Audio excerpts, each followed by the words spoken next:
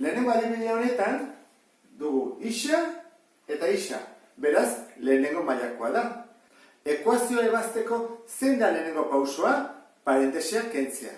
Hemen parentesi bat dugu eta bere aurrean biderketa bat. Horrek esan nahi du banatze probitatea erabili behar dugula. Bidertu behar dugu. Bi eren parentesian barruko bi gaiekin. Horrean egingo dugu. Jarri hemen bat, eta da bi bider isa, bi isa. Eta hiru bider bat, hiru. Gero dugu ken, bi bider bi lau, eta hiru bider bat, hiru. Parentesiak kendu dugu. Bigarren pausoa zein izaten da? Izendatzaile horiek kentzea. Eta hortelako erabili behar dugu MKT, eta hemen zer dugu? Bat, hiru, baten multiplo komunetako txikiena, hiru da. Orduan egiten dugu, hiru zati hiru, bat. Goikoa, batekin bidertu. Hiru zati hiru, bat. Goikoa, batekin. Hiru zati bat, hiru bider isa, hiru isa. Eta hiru zati bat, hiru. Bider hiru, bederatzi. Bigarren pausua eman ondoren ez ditugu izango ez parentesiak eta ez izendatzaileak. Orduan, gaiak eraman behar ditugu ezkerreko edo eskubiko atalera. Denak atal berdinera. Hemen bi ditugunez eta hemen hiru, hobe da hauek eramatea eskubira. Eta gai askeak minus lau eta minus bederatzi ezkerrera. Horrean gedituko ditzake hiru isa eta bi isa batutzen dagoena beste aldea kentzen.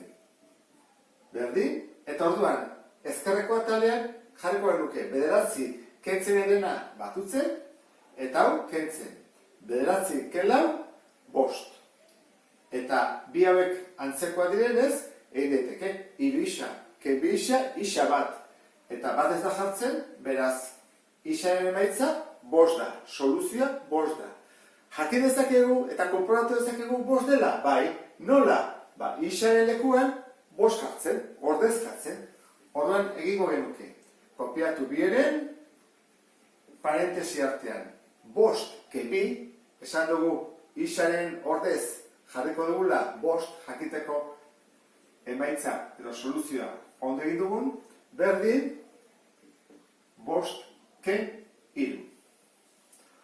Zer bada bost, ken, bi, hiru?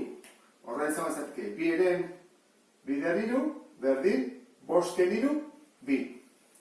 Badakizu, hori egitearakoan, kendu daitezkela, bidertzen dagoen eta zatitzen, eta konprobatu dezakegu, isa berdin bost, ekuazionen soluzioa dela.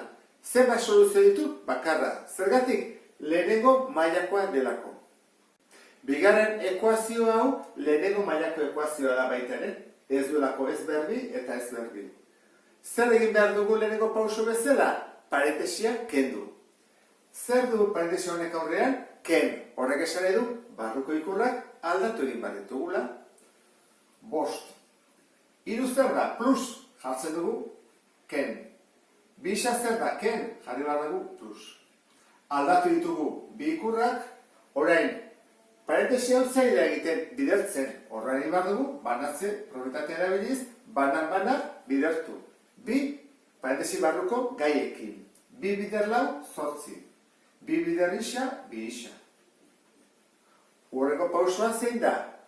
Ez ditugulako ez parentesiarik eta ez izendatzailerik, isa duten gaiak alde batera.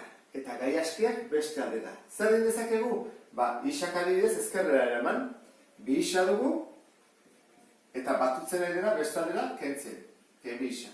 Berdin, zortzi, bost beste aldera, ken bost, eta ken beste aldera gehi.